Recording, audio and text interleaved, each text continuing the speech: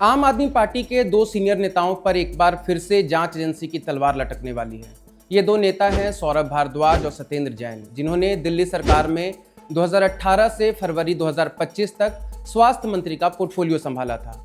ACB और lieutenant governor के office ने पाया है कि दिल्ली में हॉस्पिटल निर्माण के मामले में वित्तीय अनियमितता पाई गई है। एंटी करप्शन ब्रांच यानी कि भ्रष्टाचार निरोधक शाखा ने इस मामले में इंक्वायरी के लिए उपराज्यपाल विनय कुमार सक्सेना की मंजूरी मांगी थी। 6 मई को उपराज्यपाल ने अपनी तरफ से इसे पास करते हुए रिक्वेस्ट को गृह मंत्रालय के पास फॉरवर्ड कर दिया था। गृह मंत्रालय से मंजूरी मिलने के बाद अब एंटी करप्शन ब्रांच इस मामले में जांच शुरू करेगी। यह मंजूरी प्रिवेंशन ऑफ करप्शन एक्ट यानी कि भ्रष्टाचार निवारण अधिनियम की धारा 17A के तहत प्राप्त हुई है। प्रिवेंशन ऑफ करप्शन एक्ट की धारा 17A के तहत अपराध के लिए अगर किसी पब्लिक सर्वेंट पर जांच होती है तो उससे पूर्व हायर अथॉरिटी से इसकी अनुमति लेनी पड़ती है। एलजी ऑफिस के अनुसार 2018-19 में 24 अस्पतालों के निर्माण के लिए 5590 करोड़ रुपए सैंक्शन किए गए थे, मगर परियोजनाओं को पूरा करने में बिना कारण के बहुत देरी हुई और लागत भी बहुत ज़्यादा बढ़ गई।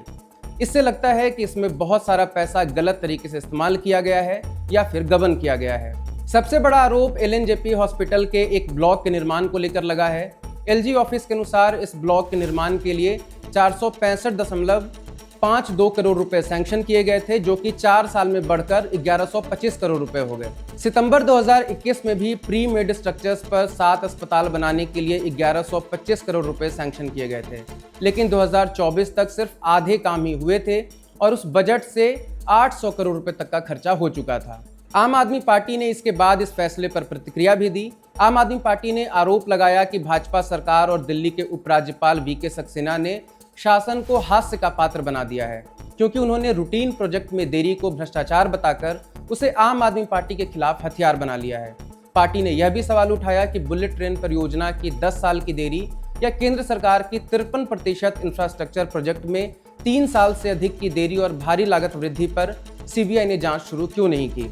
पार्टी ने सत्येंद्र जैन के खिलाफ जांच की मंजूरी को हास्यास्पद बताया और कहा कि उनका इस प्रोजेक्ट से कोई संबंध नहीं है, जबकि ऐसी परियोजनाओं में शामिल हर अधिकारी सीधे उपराज्यपाल को रिपोर्ट करता है। आपने कहा यदि यही भ्रष्टाचार की नई परिभाषा है तो दर्जनों केंद्रीय मंत्रियों के खिलाफ हर हफ्ते सीबीआई की कार्रवाई होनी चाहिए। आम आदमी पार्टी ने इसे राजनीति से प्रेरित एक तमाशा करार दिया है।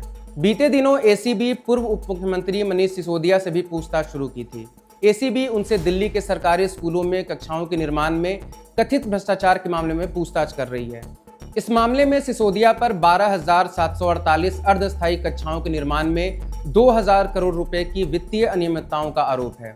परियोजना की लागत शुरू में 860 करोड़ रुपए थी, जो बढ़कर 2800 करोड़ रुपए हो गई और एसीबी इस लागत वृद्धि और प्रक्रियागत खामियों की जांच कर रही है। यह मामला 30 अप्रैल 2025 को दर्ज एफआईआर पर आधारित है, जिसमें सिसोदिया और सत्येंद्र जैन का नाम है। सिसोदिया ने जांच को राजनीति से प्रेरित बताकर इसकी निंदा की और भारतीय जनता पार्टी पर दिल्ली में जल भराव और बिजली कटौती जैसे मुद्दों से ध्यान भटकाने के लिए फर्जी एफआईआर दर्ज कराने का आरोप लगाया। 20 जून को आम आदमी पार्टी ने इस पर प्रेस कॉन्फ्रेंस करके इन आरोपों का जवाब भी दिया।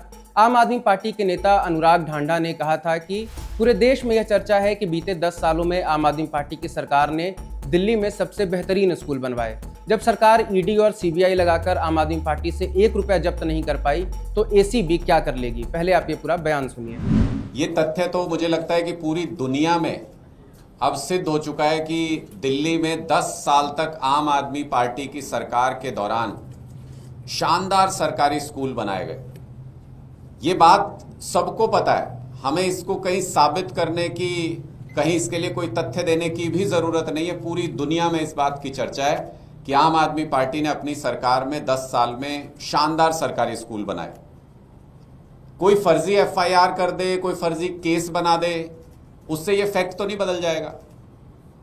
तो फिर ईडी, सीबीआई, सारी एजेंसियां लगा के जब ये कुछ नहीं कर पाए तो आप मुझे बताइए कि एसीबी से क्या कर लेंगे भाई। जब ये ईडी, सीबीआई को खुली छूट दे के आज तक 1 रुपया बरामद नहीं कर पाए आम आदमी पार्टी के किसी नेता के यहां से, तो फिर ये क्या कर लेंगे एसीबी जैसी एजेंसी से। लेकिन उसके बावजूद चल रहा है नाटक, उसके बावजूद ये पूरा ड्रामा किया जा रहा है। तो मेरे भी और आपके भी, सबके मन में ये सवाल है कि आखिर फिर ये ड्रामा क्यों किया जा रहा है, इससे क्या सिद्ध हो पाएगा, भारतीय जनता पार्टी क्या कर पाएगी इससे। कोई छवि तो बदल नहीं जाएगी आम आदमी पार्टी की कि हमने शानदार स्कूल बनाए?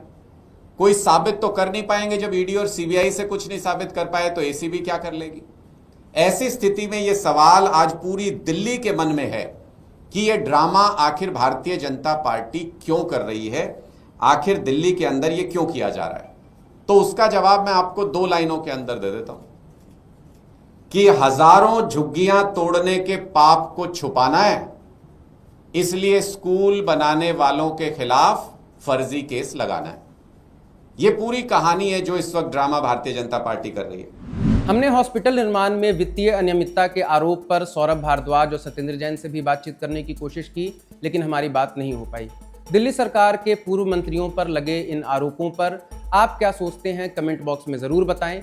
इस वीडियो को रिकॉर्ड कर रहे थे आनंद। आप देखते रहिए खबरगांव। नमस्कार।